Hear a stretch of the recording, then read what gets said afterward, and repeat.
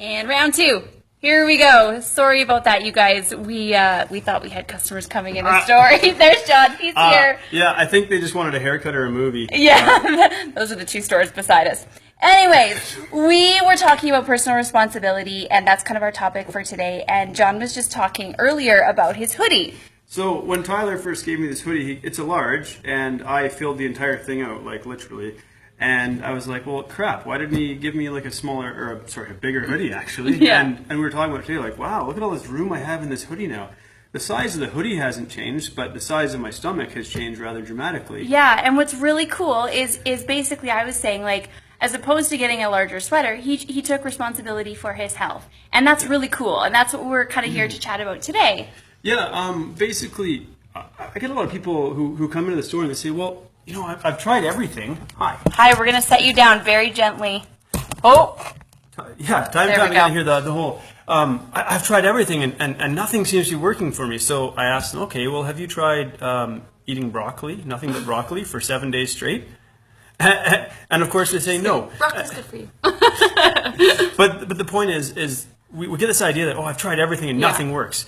The truth is you haven't tried everything. It's just that things you've tried may not have worked. Yeah, and the other thing I think you hear a lot is it's not your fault. Yeah. Or, you know, people will say to you like, oh, don't worry, it's not your fault. Or you say to yourself, well, it's not my fault. Well, people used to be like, hey, you know, you're just like really healthy. I'm like, no, I'm significantly overweight, actually clinically obese, but you're telling me I'm just kind of big. Yeah. And, but we really like to be able to shift the blame to something or someone else or circumstances that are beyond our control, because we have this idea of like the self-image that we love ourselves and we want to project the best image of ourselves, and it's really hard to be vulnerable and say, you know what, part of the reason why I am where I am is because of the choices that I've made. Yeah, that's tough to tell yourself that. It's hard to get to that place, and so we look for things or people to blame or to say, well, this circumstance is causing me to be like this. So yeah, that's a really good point. Absolutely. Well, but when you say it's not your fault, you're absolving yourself of responsibility. It makes it a lot more of a comfortable situation. But here's the thing: when you absolve yourself of responsibility, you're basically giving up your power to change. You're saying my circumstances are beyond my control. Well, what you're essentially saying is, well, the power to change is beyond my control. And that's the worst message you can give yourself, because it's completely untrue. Because it's not true. Yeah, exactly. It's not true. Exactly. Yeah, you absolutely hold the power to make positive changes in your life. And it starts with responsibility, like taking that on yourself. And that's our next kind of topic, was like, how can we shift our mindset to embrace responsibility and make healthier choices? And like it's basically about, I think, assessing what you do have control over in your life, and we start to realize that we have a little bit more control over things than we realize. It's very empowering, actually. Yeah. You know, people are surprisingly supportive, okay?